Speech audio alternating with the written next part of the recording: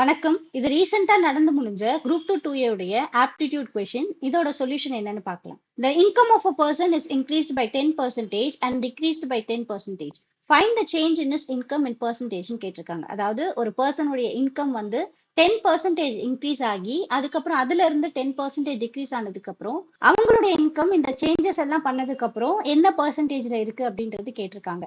இப்போ என்னன்னா, இப்போ பர்சனுடைய இன்கம் வந்து நம்ம 100ன்னு எடுத்துக்கிட்டோம்னா அதுல 10% இன்க்ரீஸ் ஆகுதுன்னு சொல்லியிருக்காங்க. அப்போ 100ல 10% பார்த்தோம்னா 10 ருபீஸ். அப்போ 10 ருபீஸை வந்து நம்ம அதுல இருந்து இன்க்ரீஸ் பண்ணோம்னா நம்மளுடைய இப்போதைய அமௌண்ட் வந்து 110 இருக்கும். ஸோ இந்த 110ல நமக்கு டிக்ரீஸ் ஆகுது 10%ன்னு சொல்லியிருக்காங்க. அப்போ இதுல 10% டிக்ரீஸ் பண்றோம்னா இதுல 10% வந்து 11 ருபீஸ். அந்த 11 ருபீஸை நம்ம அந்த 110ல இருந்து டிக்ரீஸ் பண்றோம்னா நம்மளுடைய ஃபைனல் அமௌண்ட் வந்து 99 ருபீஸா இருக்கும். இந்த 99 ருபீஸை நம்ம அந்த 100 ருபீஸ்ல இருந்து மைனஸ் பண்ணோம்னா நமக்கு 1 ருபி கிடைக்கும். அந்த 1 ருபி வந்து அந்த 100 ருபீஸ்ல 1%. அப்போ நமக்கு 1% ரெடியூஸ் ஆயிருக்கு அப்படின்னு நம்ம எடுத்துக்கலாம். இதான் ஆன்சர். இதே மாதிரி அடுத்தடுத்த ஆன்சர் கீஸ் பார்க்கறதுக்கு நம்ம சேனல்ல தொடர்ந்து பாருங்க.